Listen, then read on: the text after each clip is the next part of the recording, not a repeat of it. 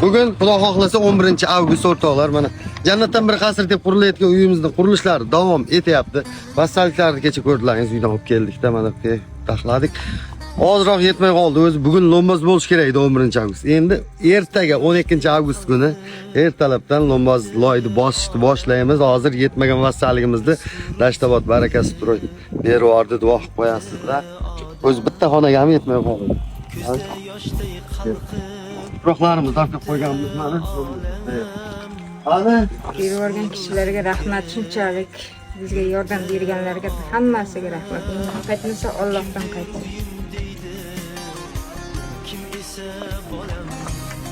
Xohlasa ertaga lombozga kelaverasizlar. Ha hozir hammangizni yaxshi ko'raman, borlaringizga ham shukr. Shunday.